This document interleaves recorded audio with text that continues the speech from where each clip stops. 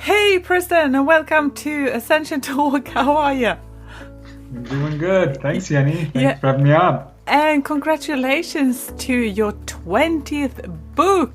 How does that feel? Yeah, well, it's my 20th book on UFOs. It's actually my 28th book, 29th? I'm losing count. Wow. Yeah, my 20th book on UFOs in particular. Oh, and I want to get into that one. I couldn't put it down. Like it was so nice to read it, and it had different stories because you could jump between different stories, so you don't have to go through the whole book at once. So can you, before we start, for people that haven't listened to this show, I just want to let you know that on ascensiontalk.com you can find previous interviews with Preston. And also, Preston, I just have to say you are one of the top most listened to, especially episode number 10 for some reason. And you are episode 10 and 9 and 10. So if you go to my blog, it's you go into episode number 9 and 10, you can have a look there. But yeah, so Preston, can I just ask you, can you just briefly tell our audience a little bit about yourself? If you guys want to know more, you can go to episode number 9 and get everything in depth there. So yeah, yes please. Yeah, sure.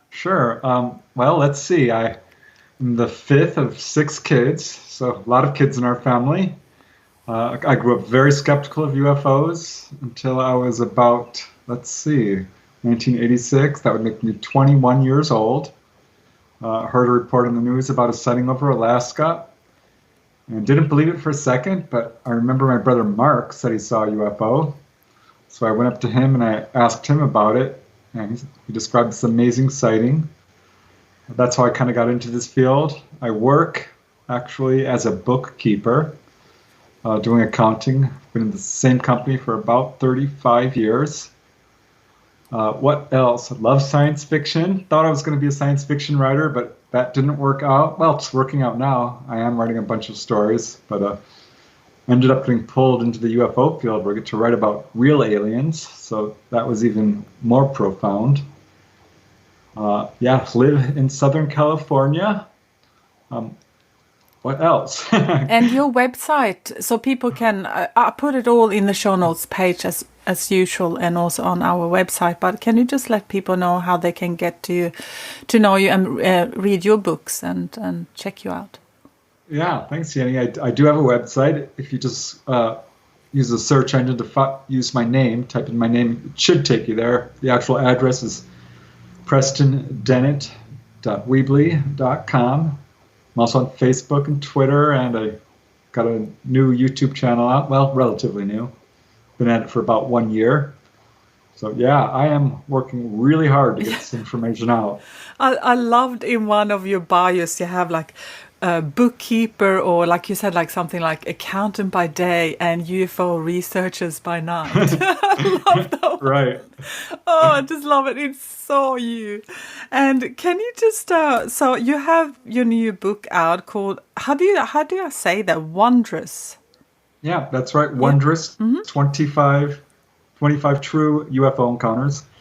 I'm super excited about this one because this is all completely my own research, people I've interviewed firsthand.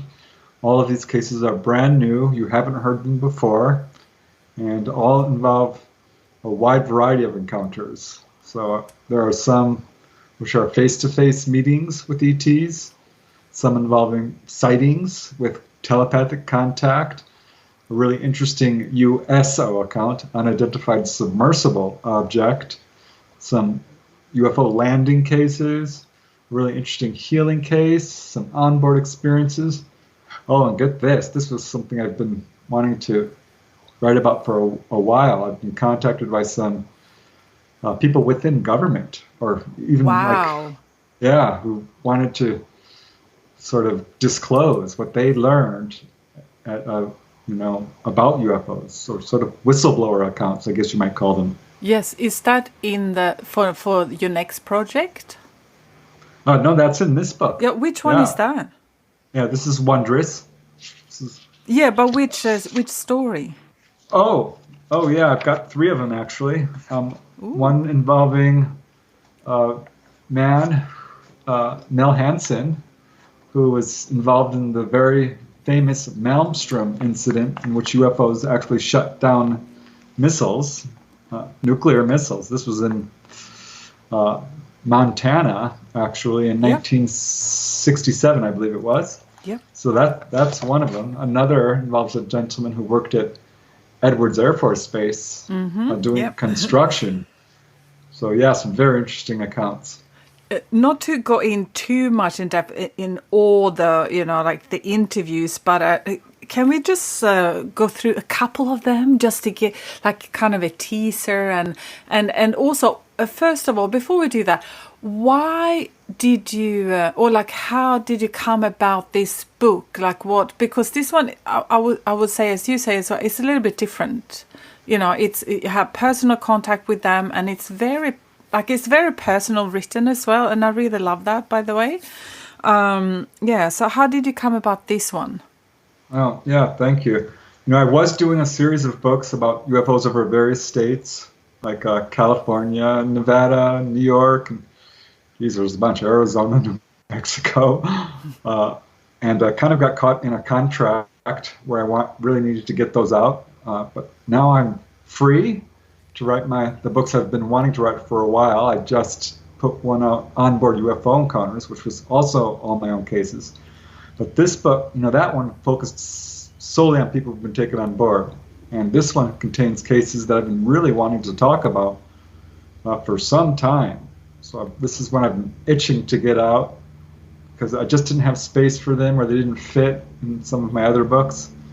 So I really wanted to do one that covered a really wide variety of cases, like landings, government whistleblower accounts, and Oh yeah, it's so much. It's a how do you say it?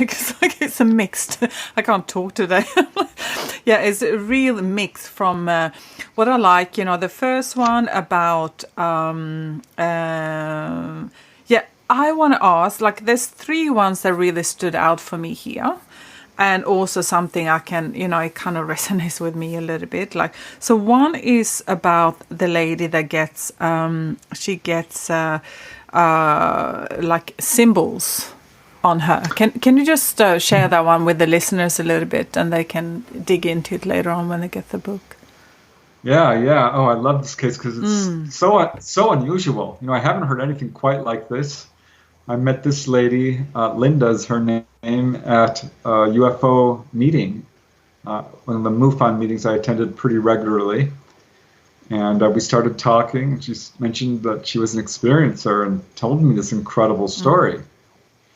She had had a couple of UFO sightings. She was like driving along the Pacific Coast Highway one day, or she was not actually driving, her friend was. And she saw something out in the water, and it was floating on the water, but it didn't look like a boat. It was just this huge bright light. She points it out to her friend and says, "Look at that, what's that?" And as soon as he looks at it, this thing darts straight up. So not a boat, right? And that was the first sighting. She had a couple of sightings after that. And she had suffered from some pretty severe child abuse as a kid, and was going through a lot of therapy. She actually became a therapist herself because she just loved how well it worked for her. And so her therapist recommended that she go to massage therapy because this can sometimes, release trauma and bring out hidden memories and stuff like this. And so she did, and she went to this massage therapist, and this is how it all started. This weird thing happened afterwards. Following, going to this therapist, she noticed a weird symbol appearing on her skin, on her leg. And it was clearly of intelligent design. She couldn't have scratched herself or anything. She does have very sensitive skin. She suffers from a condition called dermographia, which means if you scratch yourself, it sort of welts up. But she's looking down and there's this symbol on her leg. And the first time she thought, strange, I don't know. She didn't think too much of it, but it kept happening. And one day she was in the shower and washing herself, and she looks down, and there's a series of them on her leg. And that kind of freaked her out. From this point, she started writing them down, because these were not random marks. These were clearly symbolic of, in some way, clearly of intelligent design. So she writes them down and also starts drawing pictures. She feels compelled to draw these little doodles and things. And she just can't make sense of them. So she goes to the library and gets some books on symbology. But nope, she cannot match these symbols up to Egyptian hieroglyphics or, any language that she can find. She goes to various, she went to a messianic temple, thinking they might have some answers. Nope. And she just they stopped appearing after a while, and she kind of put it away and thought, well, I'm never going to figure this out. She went to a lot of people, and just no one had any answers for her. And then something really interesting happened.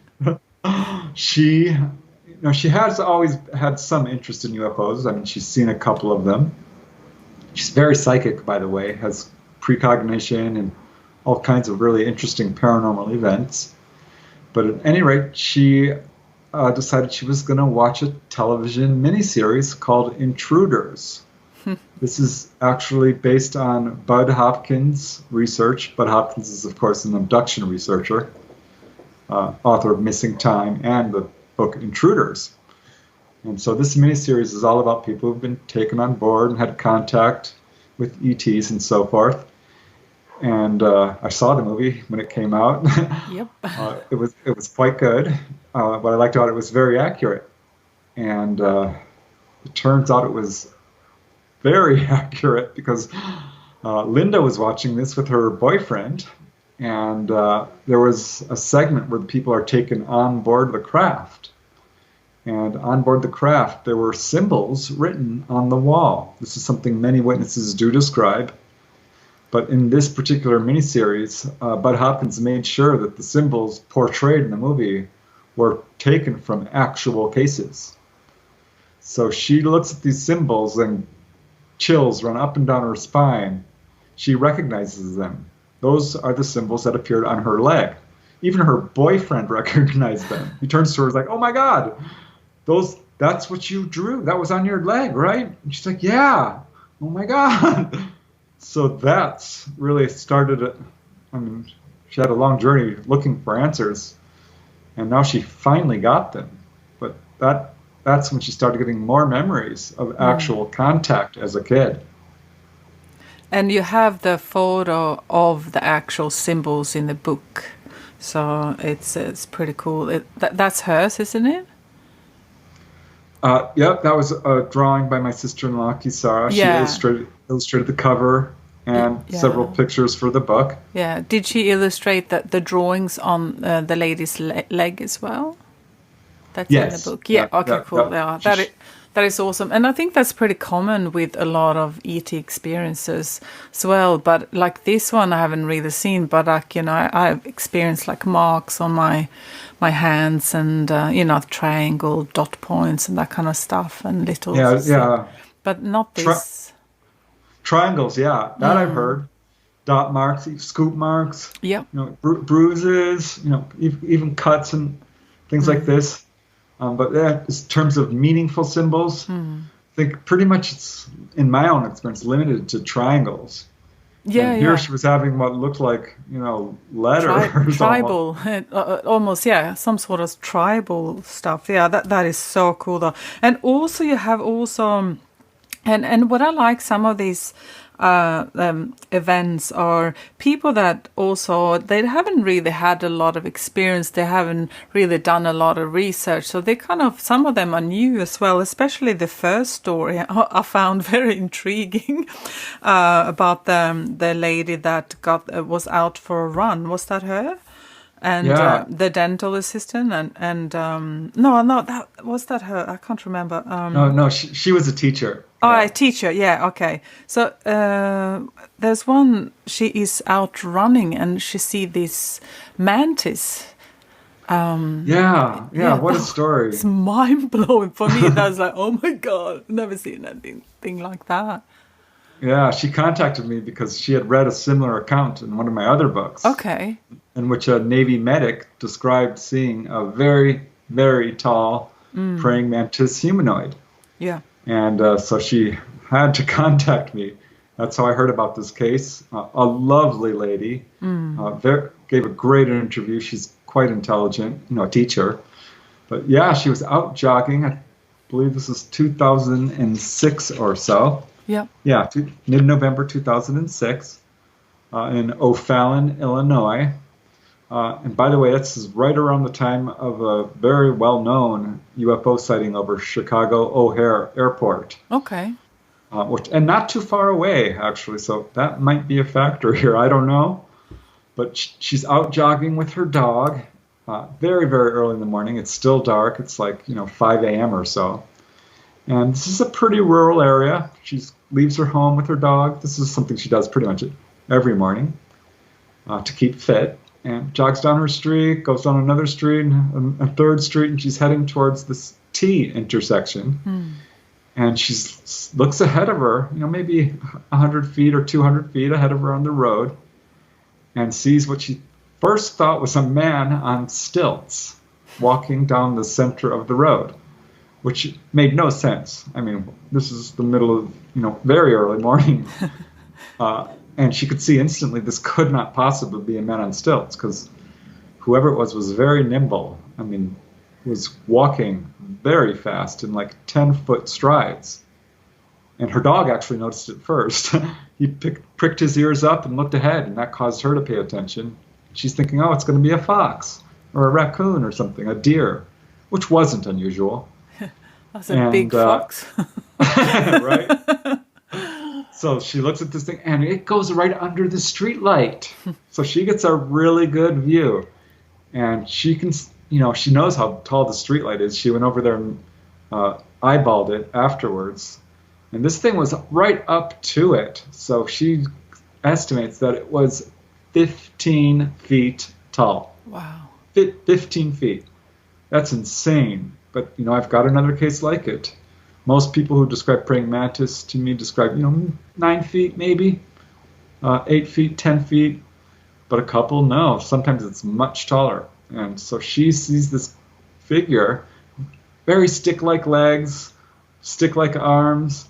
It's walking quite fast. It's got a gray body, and it's walking right down the middle of the road, and it's got its head bent down, and it's sort of sweeping his gaze back and forth, searching for something it looked like to her. It's checking like each side of the road as it's walking. Maybe it dropped its communicator or something, I don't know. But she's looking at this, and her dog is very quiet. She's very quiet. It does not see her. She does not think it even knew she was there. And as it walks by, I couldn't believe what she did next. She runs after it. I'm not sure if that would have been my reaction. Hard to say, but God bless her. She walked or jogged towards it, and gets to the T intersection and can see it's still moving down the street. And she runs after it for just a few minutes, when suddenly it turns off to the right and into the cornfield, and she loses sight of it.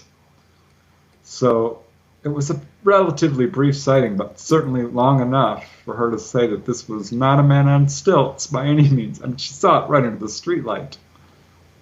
That is so cool. And there's so many stories here. But yeah, just the last one I just wanted to touch base on here as well, because you sometimes hear, and you've done a couple of episodes where you talked about this, like healed by aliens.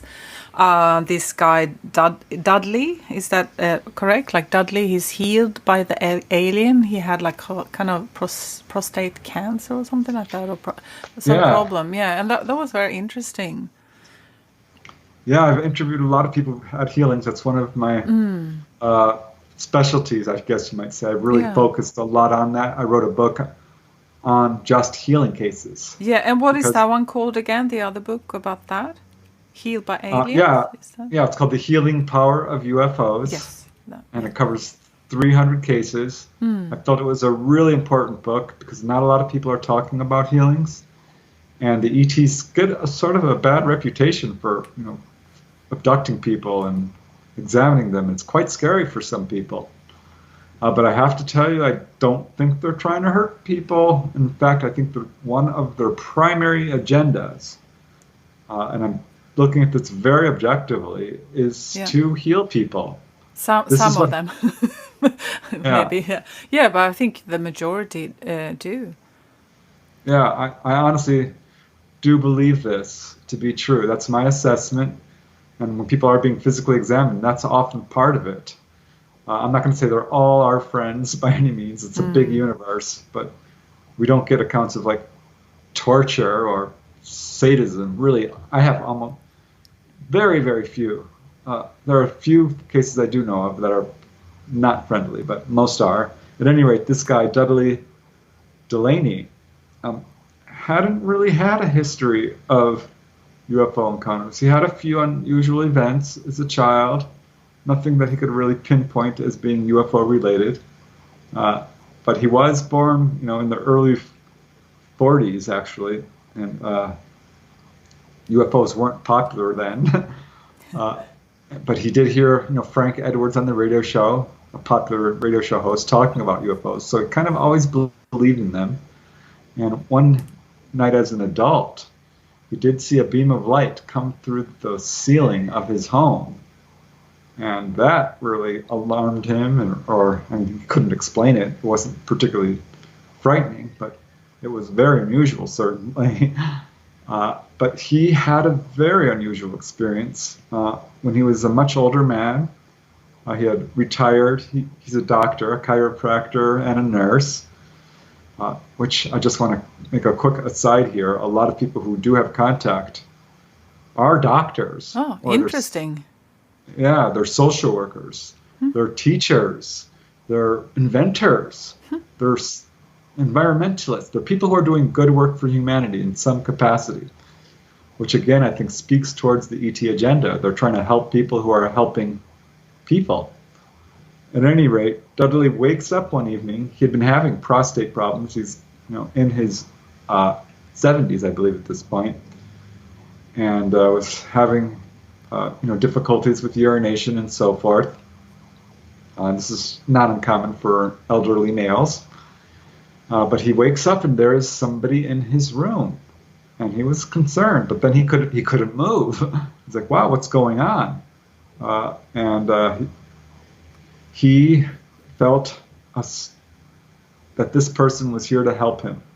He wasn't afraid. He had the immediate impression that this person was here to help, and told him actually he was starting to get probed by this figure.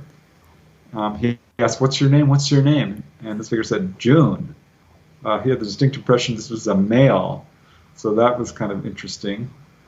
But at any rate, this being gave him a message and said that there was a tumor and that they would fix it. And so he was in a semi-prone position, which is called the Sims position.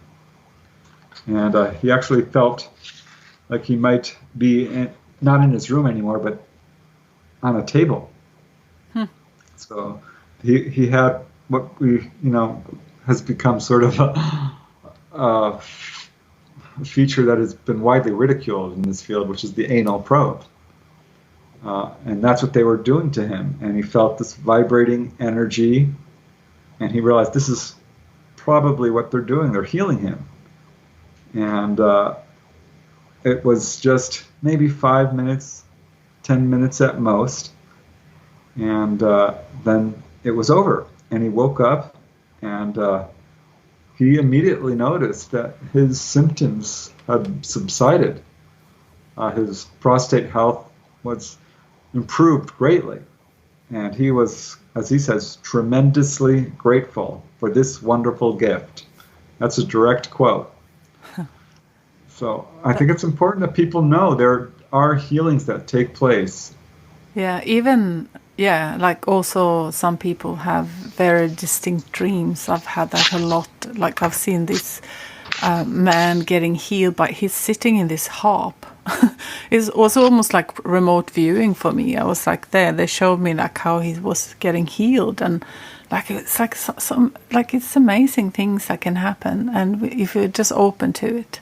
And and it's just to say thank you. That's all we need to do, isn't it? Yeah. I think people do it sometimes have a strong fear reaction, which I understand. I mean, if something appears in your room and it doesn't look like a human being, that can be quite scary.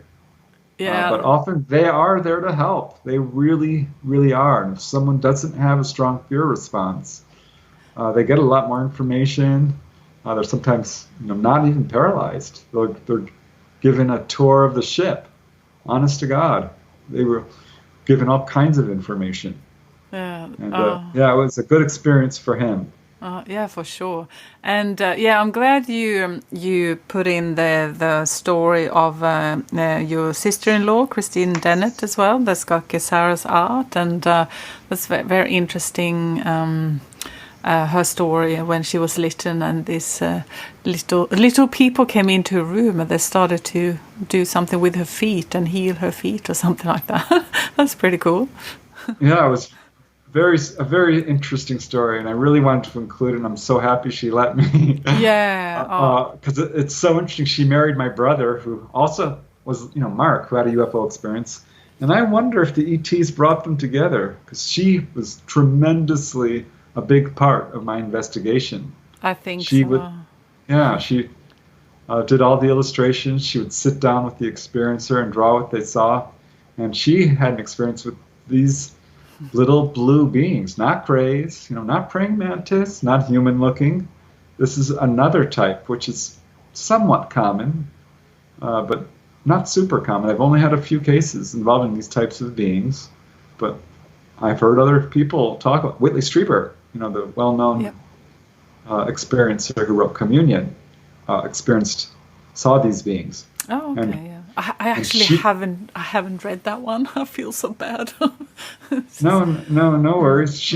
And she's an artist, so she was able to draw it. The picture is in the book.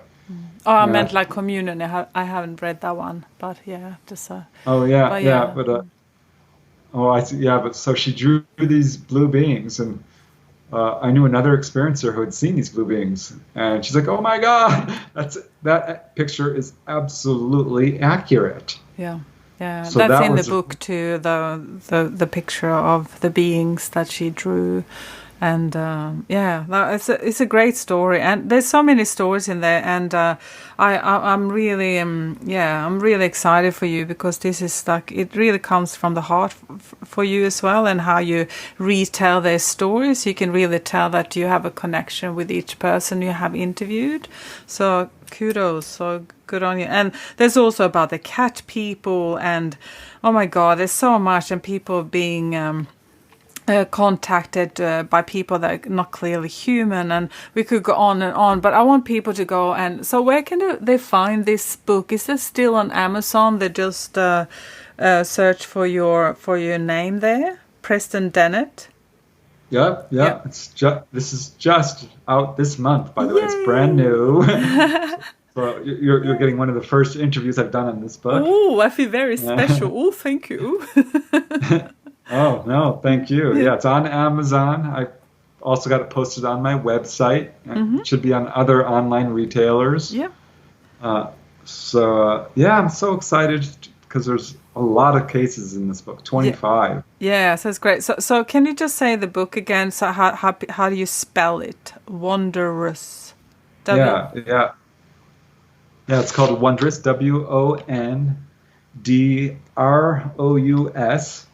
And I wanted to call it Wondrous because I think that was the single emotion that pretty much every experiencer expresses with their encounters. It can be scary. It's not always scary, but it can also be very friendly. But always people express a sense of wonder and awe. So that is really the one thing that really, it's a strong theme throughout every single case, pretty much. Not every case. Oh yeah, for sure. And also, just so people can, if they just hear this verbally, it's Preston, Preston Preston, and the last name is Dennett. So you don't, so spell that right. All right, I'm going to let you go on your busy schedule and I'm going to get this going so we can put it up there. And so this will be episode number 15, just so everyone know. And if you want to know more about Preston and his story, which is very interesting, go to episode number 9 and 10 on ascensiontalk.com. And that is, you go into the blog and search for it there. So any last words? Only that I think this is a very important subject. If you don't believe in UFOs, I challenge you to ask your family, friends, and coworkers. I bet they've got a story. I'm also very excited about recent developments within our own government here in the U.S. That? Yeah, can you mention that a little bit, please? Yeah, we're having strong steps towards disclosure. Former President Obama has made strong statements about UFOs. So that's a first. The Pentagon has said they have material from otherworldly vehicles. We're about to have a major disclosure announcement in June. Mm-hmm. Military pilots are coming forward. It's on the mainstream news pretty much nightly now. I know. So this is a big deal. Yeah, I'm pretty excited. And it's kind of even though if it's a controlled disclosure, at least it's happening. So people, bit by bit to get to know what's really going on. So I think that's good. Yeah, I'm very happy because I've been in this field forever. Well, not 35 years almost. And there's been no movement within official government circles. And now there is. So I'm very happy. Yeah. Awesome. And you can sell more books too. People are gonna go nuts and go crazy, and so they can get some help and read other stories and listen to. Okay, thank you so much, Preston, and I catch you next time. And have a wonderful. Is it day or night now at your place? It's still light, but it's 7:30 p.m. Okay, cool. And I'm starting my day. I'm in Australia. So all right. Okay, all the best. And thank you so much for hanging out with me. Always a pleasure, Jenny. Thanks so much. As mentioned in this episode, you can go to my website, ascensiontalk.com, and go to the blog section. And this is blog number 15 if you want links and all that.